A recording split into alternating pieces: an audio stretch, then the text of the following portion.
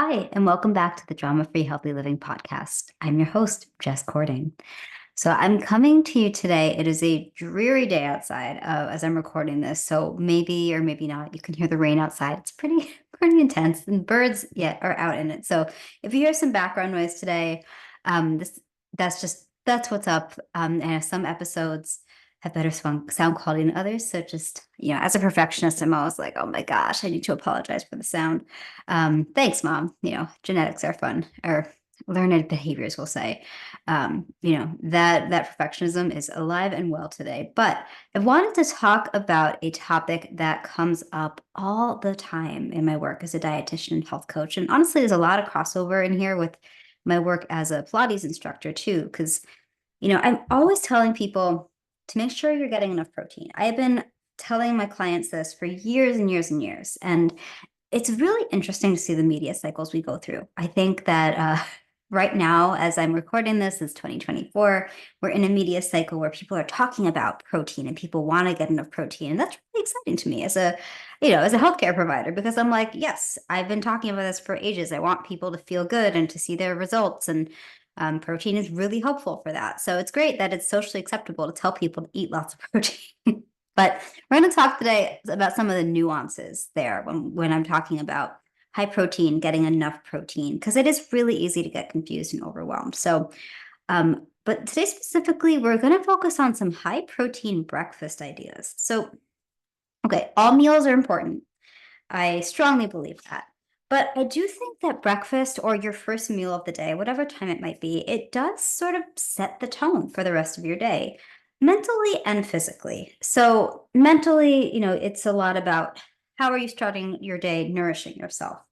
But then on a more physiological level, when we're getting the right balance of protein, fat, and carbs, it can help stabilize our blood sugar, which is really important for making sure that we stay full for a while. It's a big one. But also it plays a role in our energy, our mood, our focus, our productivity, all that stuff.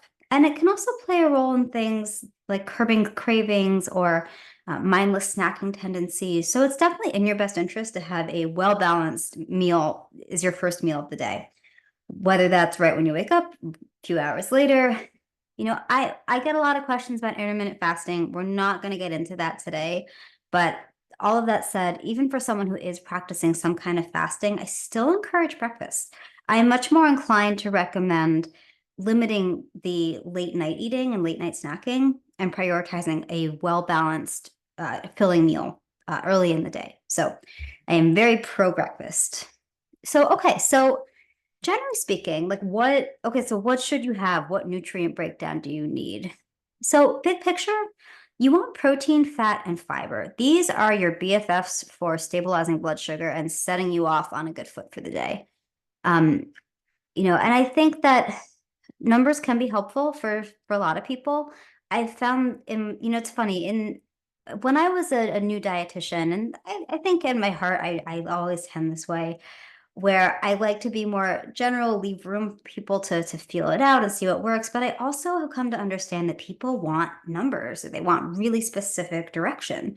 So if that's you, I just tend to recommend 20 to 30 grams of protein, or really more like aiming for around 30, with 20 to 35 being kind of a ballpark, depending on your unique needs. Sort of we all have different body sizes, different levels of activity can influence our needs. What we might have going on medically. So those are all things to keep in mind. But as a ballpark, that I do tend to recommend that, like aiming for around 30 grams. If that sounds like insane, start with 15 to 20 and work your way there. It does not have to be an overnight thing. If right now you're having like a piece of dry toast for breakfast and you're suddenly like, wait, I have to eat 30 grams of protein? What? Yeah, we don't have to start there. But I wanted to share some ideas for what that might look like. So a few of my favorite, so let's get really clear first on what foods provide protein. So, you're looking at, breakfast foods, a lot of people are going to be familiar with eggs. And then, of course, these are not breakfast specific, but, like meat, poultry, fish, dairy products. And then there are plant-based products, such as different nuts and seeds have a little protein, tofu, tempeh, edamame, which are technically legumes, or legume-based products, like those are great sources of protein. A lot of people are scared of soy, but when we look at data on whole soy and certain disease risks, so like breast cancer or heart disease, these forms of soy have actually been shown to be protective when consumed as a part of the regular diet. So you don't have to be afraid of eating tofu if it's something you love, especially if breast cancer is something that's on your radar. It's just something that comes up a lot in my world. So I always like to add that you don't have to be afraid of these foods. If you have an allergy or a condition where soy is contraindicated, totally different ballpark. I fully respect that. But it's just something a lot of people don't seem to be aware of. So I always like to share that. Other ways to get protein. So I mentioned dairy. So when we're looking at dairy products, there's a pretty big variety of which things have more or less protein. This will not surprise you to hear me say this because I feel like I'm always posting about it on social media and in my Substack. But I'm a big fan of Greek yogurt, especially the plain, just because you're not getting any of the like fuckery, like the artificial flavorings and colors and additives. But generally speaking, Greek yogurt is an awesome protein source because it's strained. And then additionally, you're looking at some different, different uh, other dairy products. So like cottage cheese, I get a lot of questions about that one. And yeah, you can totally eat cottage cheese. That is a great source of protein. You can do kefir, which is a drinkable form of yogurt, or it's even, and honestly, it's even more fermented in a lot of cases. So it's even lower in lactose for people who might have a hard time tolerating dairy. So that's an option too. A little cheese, totally fine with that. But I would say because cheese, you're looking at more like around 5 grams per ounce. It'll help add a little bit, but I wouldn't recommend relying on cheese for all your protein needs. And then there's things like nutritional yeast. You're going to get about 5 grams per 1 to 2 tablespoons serving. So that's a nice thing to add to foods. If I didn't mention them already, beans, peas, lentils, awesome plant-based sources. And then, of course, protein powders. I get so many questions about what are the best protein powders out there.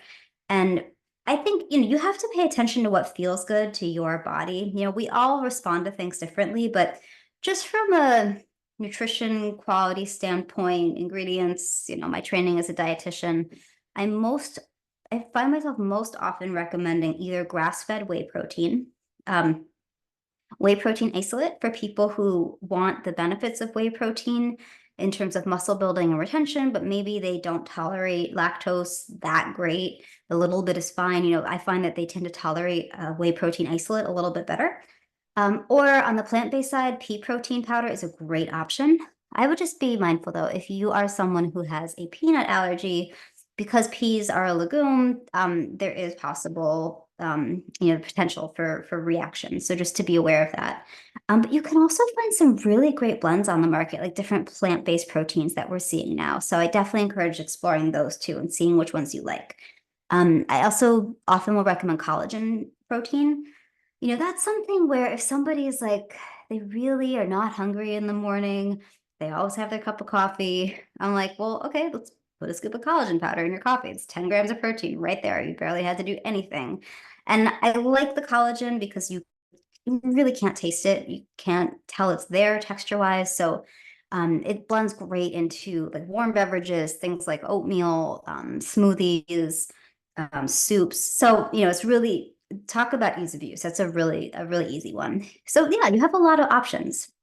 So in terms of what to actually eat, so um, eggs, great breakfast option that I'm sure you're probably already thinking of.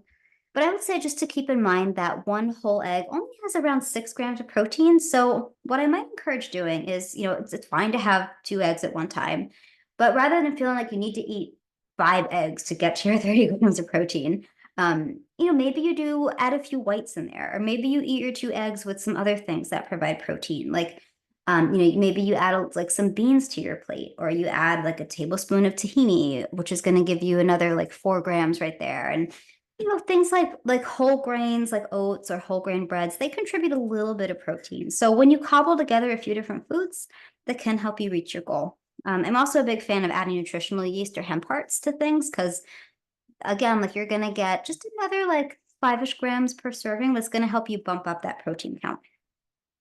You can make little egg and veggie cups. Those are great. Just make sure you eat enough of them.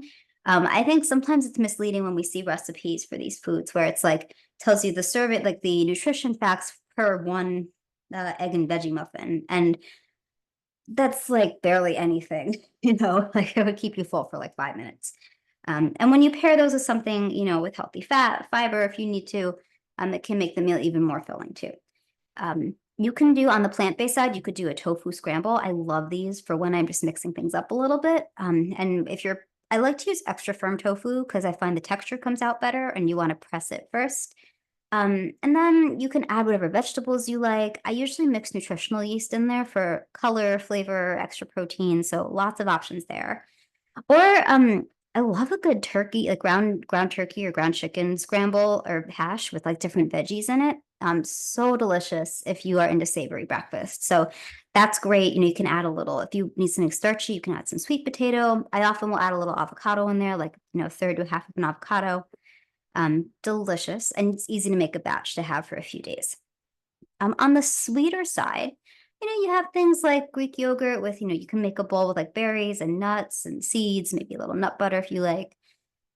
With things like granola, I recommend using a light touch. But if you are like, no, I'm a granola person, like this is my jam, maybe you explore one of the like high protein granolas. Those can be a convenient way to bump up the protein a little. Cottage cheese bowls, those are super versatile. You can go sweet or savory. So sweet would obviously be like with fruit and things like that. But for savory, you could add like chopped cucumbers, tomatoes, a little olive oil, avocado on there, salt and pepper. Maybe not salt. I mean, cottage cheese is already pretty salty. But yeah, so those are just some ways to do that. Chia pudding is an awesome breakfast option that you can make ahead of time. I typically will recommend using about 3 tablespoons of chia seeds just because you're going to get a little extra fiber and protein. But if you find that 2 is filling enough, cool, you do you. And if you're using a plant-based milk, and there's so many out there, right? I think if you are relying on milk for protein, like you're going to eat it with cereal or you're going to make oatmeal with it, you do want to choose a milk with protein. So that would be like dairy milk, soy milk, pea protein milk. And then just to be mindful that some of the other milks, like almond milk, coconut milk, oat milk, not much happening in the way of protein. So you're still going to need to make sure you get it from somewhere. But chia pudding and overnight oats have this in common. Like it is so easy to doctor them up with lots of little things that can help add protein. So, you've obviously got your seeds, but maybe the type of milk you use contributes protein, or maybe you add some Greek yogurt or kefir. You could add protein powder in there. I also find that powdered peanut butter blends in really well if you like that taste. So lots of things to play with. And then smoothies, of course. So versatile. There is so much you can do with smoothies. I think they're a great vehicle for vegetables for people who don't love vegetables. Like spinach and like frozen cauliflower, you really can't taste it in there.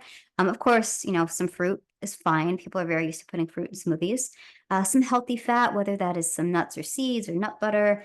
And then for protein, that could be making it with milk. You could use kefir or yogurt or cottage cheese. Obviously, protein powder is very popular. Or if you want something more plant-based, you could do silken tofu. That's another great option. So I have a whole blog post on this topic where I share some of my favorite high protein breakfast recipes. So please feel free to check that out. I'm going to link to it in the show notes, but you're also welcome to hop on over to jessicacordingnutrition.com/blog and search for 10 high protein breakfast ideas there. So I hope that you found this episode useful, and I would love to hear what you are planning to try of these high protein breakfast options. So shoot me a DM on Instagram at Jess Cording, or you can, you like what you hear, please consider leaving a 5-star review on Apple Podcasts. They do matter and help me continue to bring you nutrition and wellness content. All right, guys, have a great one. We'll talk soon.